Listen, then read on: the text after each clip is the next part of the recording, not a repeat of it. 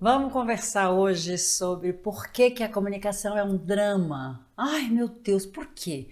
Você que acha que é um pouco reservado, você que acha que é um pouco tímido, você que acha que a sua formação não é tão completa quanto a das outras pessoas lá no seu trabalho.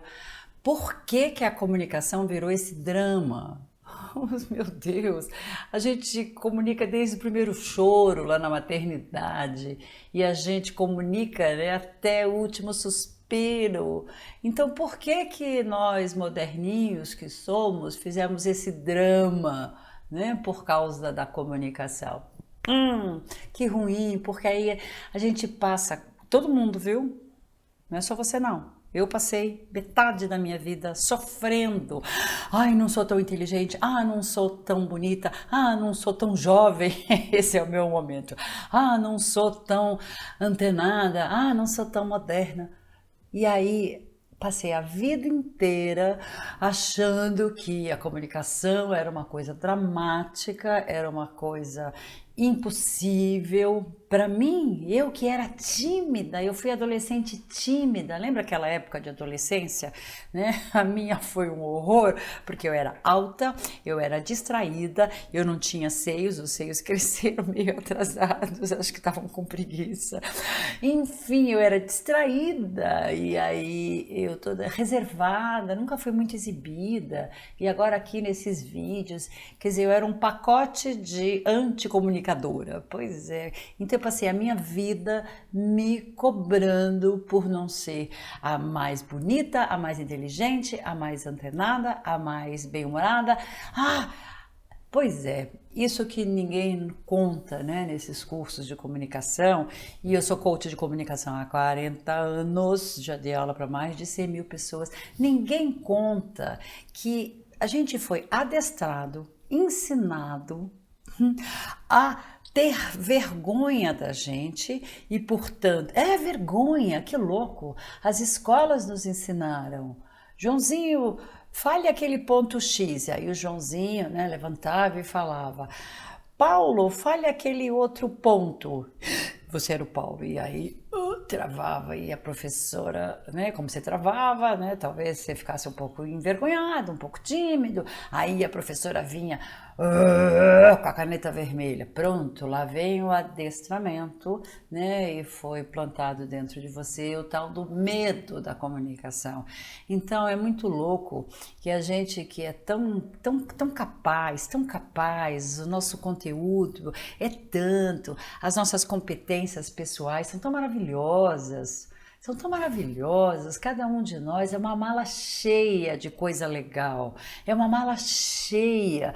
Eu acho que o nosso sistema de educação está completamente errado. Senhor ministro né, da educação, senhor ministro da cultura, vocês tinham que trabalhar juntos, porque cultura, né, lúdico, educação também lúdico. A gente devia ter sido, né, ter sido ensinado, né, através do lúdico, através né, da beleza de uma árvore. Tem uma árvore que é mais magra e alta, tem uma árvore que é mais fortuna e enraizada, tem um bambu que, né, que dança no vento, e todas convivem bem. Por que que o mesmo princípio desse lúdico, né, não se aplica, não foi aplicado à educação? E aí nós moderninhos temos um pavor desgracento da comunicação, porque afinal, a gente nunca é bom em tudo. E aí a gente puxa o breque do nosso carrinho e o nosso carrinho da comunicação não vai. Nunca os professores de comunicação, nunca, ainda hoje, ensinam que não são as técnicas que vão nos salvar. Não é um livro teórico de comunicação que vai salvar. Não, é só a gente entender que a gente tem que parar de se auto-boicotar. Ninguém fala isso. E isso é a primeira parte da comunicação. Eu tenho alguns livros escritos e um deles eu reservei um capítulo todo para autocrítica e autocobrança. Autocrítica e autocobrança são primos, primos irmãos, e um puxa o outro puxa um, eles são coladinhos. Quando a gente se critica, vem lá um carrasco, com uma foice, né? Que aí a gente se mutila e aí a gente se castra. Então, autocrítica e autocobrança são o veneno, né? Do ser humano. A gente não precisa tomar veneno lá de matar rato para morrer. Não, não precisa. A gente se mata com coisas, né, com isso, com autocrítica e autocobrança. E aí a gente para de crescer. Imagina de novo, né, aquela árvore, né, a magrela daquela árvore, aquele palmeira comprida. Se ela falasse, ai, como sou alta, né, ai, como sou desengonçada, toda aqui em cima, sozinha. Imagina a outra árvore, né, o arvrão gordo. Nossa, como eu tô gorda, eu preciso fazer regime. O que seria então de uma pequena flor? Ai, como essa pequenininha, começa sem graça. Imagina a coitada da grama. A grama eu acho a mais engraçada. A grama serve pra quê? Para a vaca comer, e mesmo assim a vaca ainda é seletiva, ela não come qualquer tipo de grama, qualquer tipo de vaca. A vaca não come qualquer tipo de grama, tem lá uma grama, eu não sou agrônoma, mas eu sei que a vaca só come um X tipo de grama. Então a grama serve para quê? Se houvesse essa comparação, né, a nossa natureza, né, tadinha da minha samambaia, ai como eu sou descabelada, bom, ela tá parecendo os meus cabelos, cada um para um lado. Então, olha só, a gente foi ensinada, isso é super sério e profundo.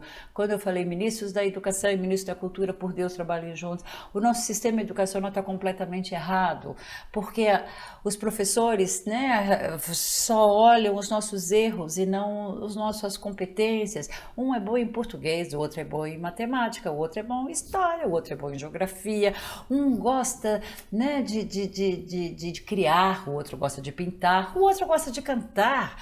Por que que a gente foi medido numa métrica, né, numa caneta vermelha, não é uma carteirada, é uma canetada de que você é inteligente, você é burro, você é inteligente, você é burro, você é o melhor, você é o pior. E aí a gente alucina, e aí a gente cresce, e aí a gente chega lá nos 30 e poucos, a gente faz faculdade, não pode esquecer, né? A gente faz faculdade, e às vezes porque a gente quer, às vezes porque a gente ouve, né, as influências familiares, é assim mesmo, a gente ouve as influências, a gente é fruto do meio, e aí as influências familiares vão jogando, né, ou pensamento ou palavra, né, no nosso querer, e a gente opta por fazer alguma coisa que talvez você não quisesse muito, mas enfim, a gente entra lá na faculdade e a gente estuda e a gente sai da faculdade se achando, porque pelo menos o assunto a gente sabe mesmo, a gente estudou, a gente sai da faculdade se achando o cara, e aí a gente mergulha no mundo profissional. E aí a gente percebe, né, primeiro ano, segundo ano, terceiro ano lá do trabalho, quarto ano do trabalho, quinto ano do trabalho, né, a crista começa a baixar, puxa, eu sei, mas está difícil, né, conviver, né, e o que pega é a comunicação, mas a gente vai meio levando com a barriga, porque a gente demora para acordar.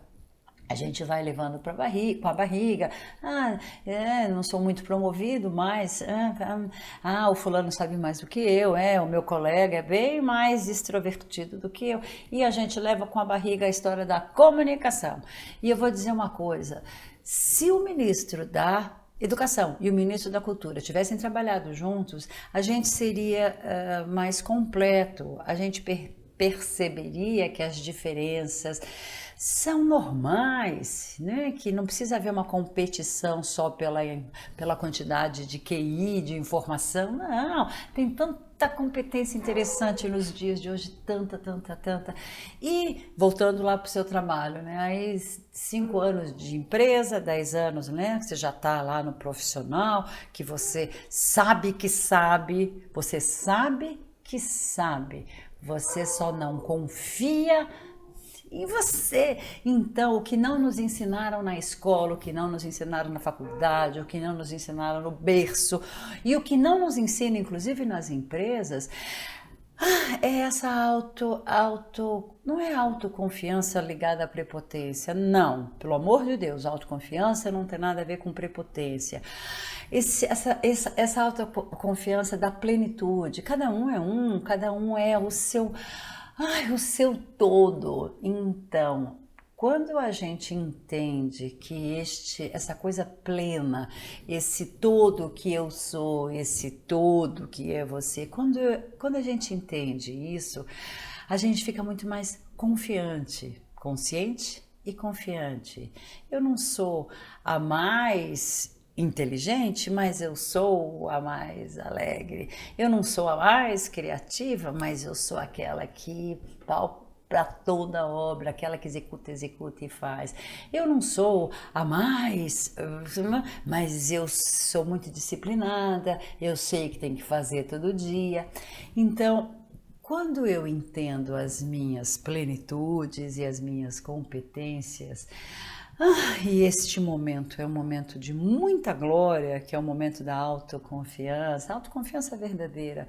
Aí eu deixo de ser um carrasco de minzinha mesmo. Então, o maior problema, o maior ceifador, o maior matador da comunicação, né? É a gente mesmo com esta maldita, olha que eu tô falando, maldita autocobrança. Tá? Não vamos colocar mais a culpa, né, nos pais, na escola. Ok, seu ministro da Cultura e da Educação, acordem. Ok, mas esquecendo isso que já foi, o estrago já foi, a gente tem que agora desarmar, vou repetir de novo, desarmar, o carrasco que somos de nós mesmos. Parece que eu estou falando aqui bobagem, parece que eu sou, né, uma mulher meio maluquinha, não sou não. O carrasco que a gente é da gente, a gente se mutila. Quando a gente está lá na reunião e a gente tem que falar alguma coisa e a gente não fala aquela coisa mais inteligente, que a gente sabe que sabe. A gente fala só um pouquinho e naquela outra reunião, quando a gente vai falar alguma coisa, a voz treme um pouco. E na outra reunião, alguém falou aquilo que você queria falar e aí você volta para casa. Pois é.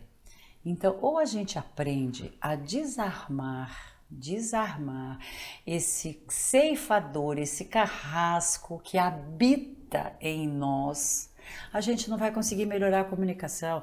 Não adianta ler um livro de comunicação 2, 3, 4, 5, 6, 7, 10, não adianta. Porque em nenhum desses livros está escrito, pelo amor de Deus, curta-se, ame-se.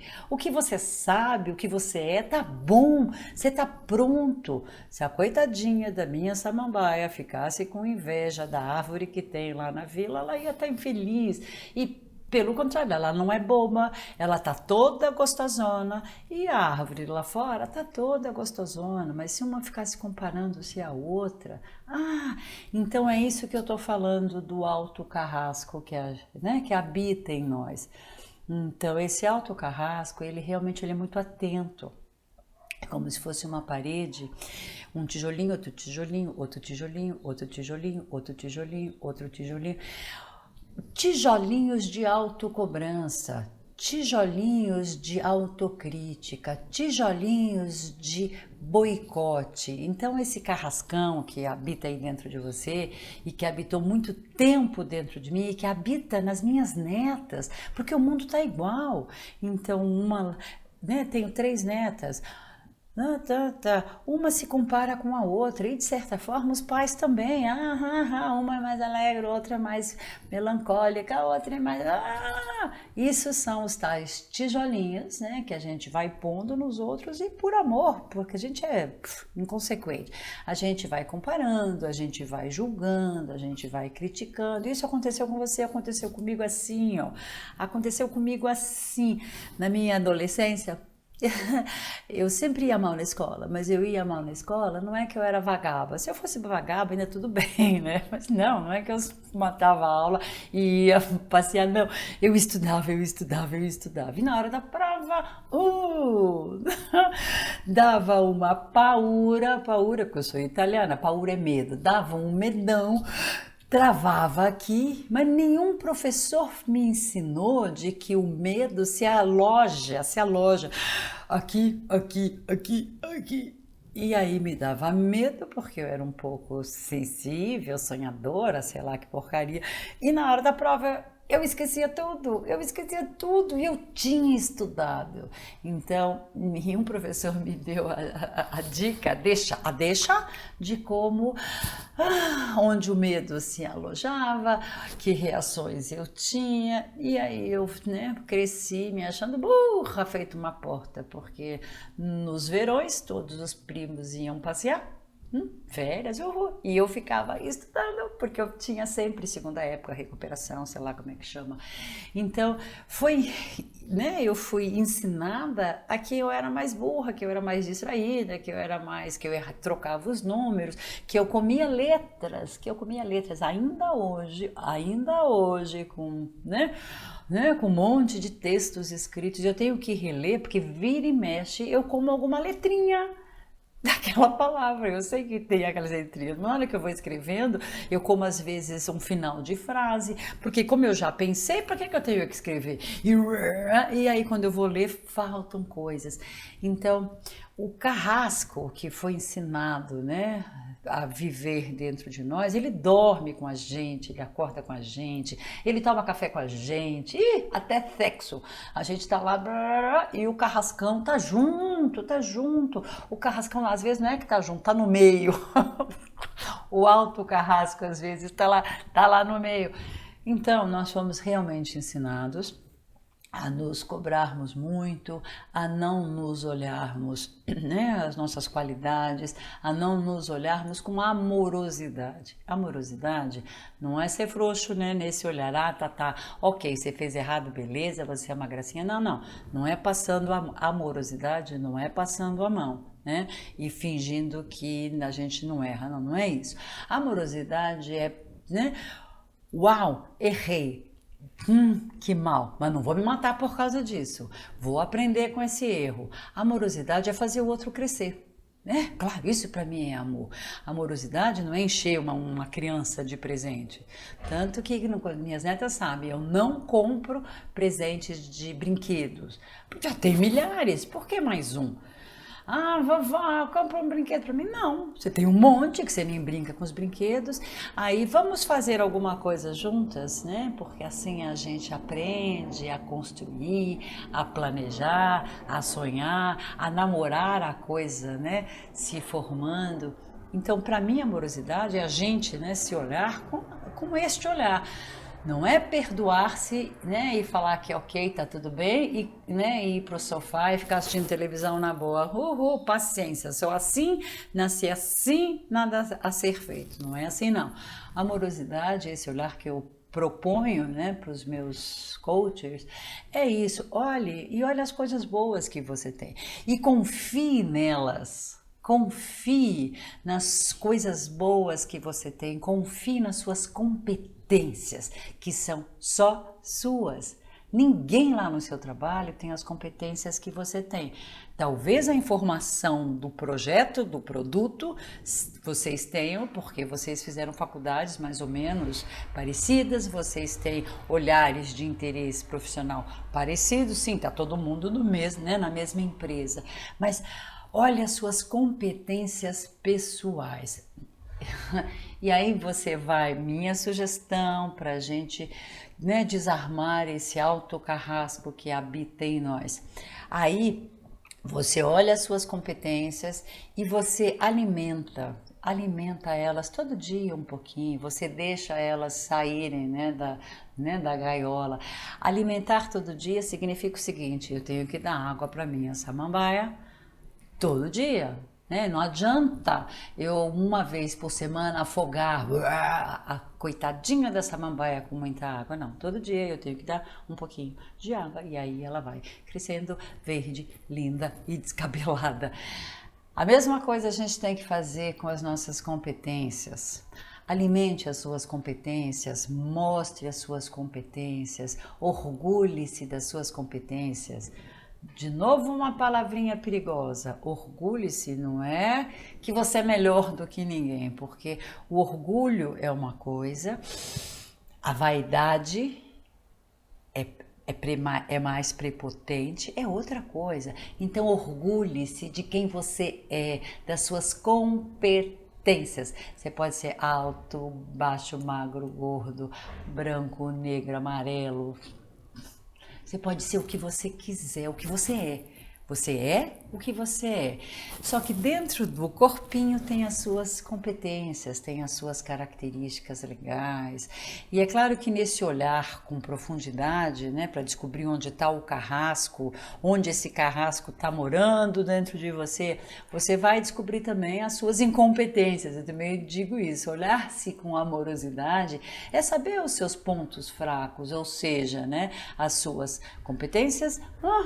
Tem lá as suas incompetências e cada um de nós tem alguma incompetênciazinha a ser trabalhada, a ser diminuída, a ser domada, a ser gerenciada. De novo, vou dar o meu exemplo, né? Eu sou super bravoques, como eu mesma falo, eu sou super bravinha, então todo dia de manhã, como eu sei que eu tenho lá dentro um dragãozinho pronto para atacar, antes de sair da cama, eu sento lá na beira da cama, respiro, e eu sempre brinco, eu não fico fazendo um pouquinho de meditação para ir para o céu, eu fico fazendo um pouco de meditação para dar um sossega-leão no meu dragão. Então, eu que tenho um monte de competências, tenho algumas incompetências. Então, o ser moderno, né, o ser consciente, o ser que não deixa o castrador, né, que habita em mim me matar, é essa consciência. E então, minha sugestão, o que eu faço comigo, o que eu ensino os meus alunos a fazerem, exponha o que você tem de legal, gerencie o que você tem de não legal. Porque aí o não legal, né? A sua insegurança, a sua timidez, o seu ser reservado. Se você é reservado, e aí é só você gerenciar. Você não pode ser reservado ao ponto de calar sempre na reunião e não falar nada nunca. Porque aí, né, você não está sendo reservado, você está sendo tonto, né? Então, olhe-se. Então só tem um jeito, né, da gente realmente matar esse ser castrador que habita em nós, isso que somos nós mesmos. Olhe tudo que você tem de legal e gerencie o seu não legal. Só o fato de gerenciá-lo, ele já vai ficar menor. E aí o nosso ser castrador já vai ficar mais uma pulguinha ou uma barata, tamanho de uma barata. E tá fácil matar barata, né? Não gosto de barata, mas pego um chinelo e tuf, né? Pego a minha havaiana e... Então, olha só, quando o meu ser castrador, que eu fui ensinada, adestrada, né? Eu fui ensinada a só me olhar com censura, com crítica, quando este ser maluco, né, maldito, fica menor, fica fácil ele me obedecer, né? Olha, fica fácil. Olha a Havaiana. É mais ou menos assim. Então, isso é um trabalho de comunicação. Eu sempre digo também que a comunicação não é só falar bonito com os outros, não. As pessoas acham que para eu ser um bom comunicador eu tenho que falar bonito, né? Nossa, quantas pessoas são lá na empresa, bons gestores, legais, modernos. Uhul! Nossa, como ele é legal. E em casa são péssimos comunicadores. Quantas pessoas, então é fake, né? Comunicar-se bem só no trabalho é fake, não é verdade, não tem consistência. Claro, eu tenho que ser, né, super comunicativa no trabalho, mas eu tenho que ter uma comunicação bem, né, bem verdadeira em casa também, né? Lógico, eu tenho que ser a mesma. Então, o bom comunicador, né, conhece e não se castra. A autocrítica, a autocobrança tem o poder maligno de nos castrar. E a gente castrado não cresce, não floresce, não aparece. É mais ou menos isso que eu acho desse auto boicote. Nossa, esse autoceifador, né, que travei aqui, fiz um trava-língua. Esse cara aí que tá puxando o seu tapete é você mesmo, tá? Tudo bem que foi na escola, que foi nas instituições, né, nas regras que foram impostas por nós, beleza, não vamos transferir responsabilidade, ok, não foi culpa sua, é o que você está hoje. Então esquece o passado, a partir de agora pare de se boicotar, pare de puxar o tapete, pare de se criticar, pare de só ver o erro, né, da sua performance na reunião. Ok, você não falou tudo o que você queria falar, mas não faz mal, você falou um pouco. Aí na próxima reunião, você já vai lá confiante, não dê voz ao ser carrasco que existe dentro de você. Aí você entra lá na próxima reunião, respira, claro que você tem que ter foco, você tem que ter objetividade, você tem que ter clareza de voz, aqueles outros vídeos que eu falo sempre, mas não alimente o ser carrasco que habita dentro de você. Ai, isso é tão importante, isso é tão importante. Como a gente é inconsequente, como a gente está ensinando, né, nossos filhos, nossos netos, a só olharem o que eles não têm, o que eles não são. Não, a gente tinha que olhar o que eles são, o que eles têm dentro. Há muitos anos atrás, isso é uma história, né, em que aconteceu comigo. Como eu sou coach de comunicação há 40 anos, muitas pessoas me procuraram, as mais variadas pessoas, né, CEOs, políticos, alta gestão. Uma vez me ligou uma diretora de uma escola, né, da zona aqui de São Paulo, uma escola municipal, ou seja, uma escola sem recursos. E esta diretora ia ganhar um prêmio no exterior, então ela estava aflita, queria treinar a fala. Aí ela veio, a gente fez o trabalho, uma mulher muito inteligente, muito agitada, muito animada, e eu me encantei tanto, né, fiz assessoria de comunicação, eu me encantei tanto que aí peguei minha trupe na época, faz uns 20 anos, peguei minha trupe lá de produção e fomos fazer uma reportagem lá na escola dela. E com essa mulher com coragem, né, sem dinheiro, com coragem, pegou as montes de salinhas, né, e tirou as paredes e virou salas grandes de aula, com muita interação, inclusive alunos de níveis diferentes, e aí juntou muitas crianças e ao mesmo tempo muitos professores. Um professor ficava responsável por um grupo, o outro por outro, e isso ao mesmo tempo. Aí havia sinergia, e aí as professoras falavam: olha, você é boa em português, então sua obrigação é ajudar os seus amiguinhos. Ah, você é bom em matemática, sua obrigação é colaborar com seus amigos. Ah, você é bom em arte, sua obrigação é colaborar com a estética dos trabalhos. Ah, você é boa garota em cuidar, né, em se preocupar com os colegas. Então, olha, fica de olho aí nos seus amiguinhos. Se você perceber um pouquinho triste, vai lá e anima. E este movimento da escola inteira, todo mundo era bom em alguma coisa. Bom, todo mundo era bom em alguma coisa. É tão óbvio isso, e isso já faz uns 20 anos, por que todas as escolas não estão já implantando isso? Todo mundo é bom em alguma coisa. Por que a gente tem que ser bom em tudo? Não, a gente não é não. Por que a gente tem que... Só o bom é aquele que tem boa memória. Ah, e os sonhadores não são bons? Então, essa mulher ganhou um prêmio há 20 anos atrás. Por que as escolas não fazem isso? Por que a gente não faz isso com os nossos queridos? E por que a gente não faz isso com a gente mesmo? Então, esse vídeo era para conversar com você, para você pensar nas suas dores, né? Você quer melhorar a comunicação?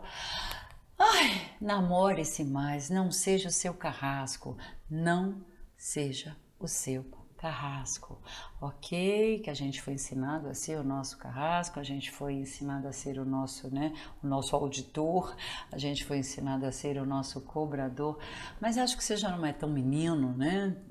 Eu não sou mais tão menina. Pra gente continuar nesse papel de autocobrança, porque é muito ruim, é muito desgastante, realmente a gente não merece. Então, desarme o autocobrador, o autocarrasco que habita em você. Só, né, ao prestar atenção nisso, você vai ver como o carrascão aí dentro vai ficar um pouquinho mais inseguro. Você vai falar, ixi, acho que deu ruim. A gente tem esse carrasco lá dentro que conversa o tempo todo com a gente. Ai, você não sabe? Ah, você é burro. Ah, você tá gordo. Ah, você tá magro. Ah, você... É o alto carrascão. Então, desarme o seu alto carrasco. E aí tá na sua mão, né? Porque se você conseguir fazer isso, você vai ver como a sua comunicação vai fluir. Vai fluir, vai fluir, vai fluir. E aí, sim, as pequenas técnicas de comunicação podem ajudar. Desarme o carrasco que habita dentro de você. O meu carrascão já tá desse tamanho, barata. Às vezes ele sai da toca, eu com a Havaiana, sai carrasquinho. Eu já estou numa fase de meu carrasquinho. Então eu desejo que você realmente ponha isso em prática, fique atento, né? Aonde você mesmo se boicota, onde você mesmo puxa o seu tapete, onde você mesmo é este carrasco com uma foice pronto para se automatar. Não existe automatar, mas agora existiu. Eu tô aqui na torcida para que o que eu falei tenha sido útil para você. Tô aqui na torcida para você, se for, né, se tiver algum amigo assim, compartilhe esse vídeo. E é claro que eu tô na torcida para você assinar o canal. Se inscreve, cara, se inscreve, porque aqui eu adoro dar todas as dicas de comunicação que eu já experimentei, que eu já vivenciei, e, enfim. Estou esperando algum comentário. Se você achou relevante, comenta comigo.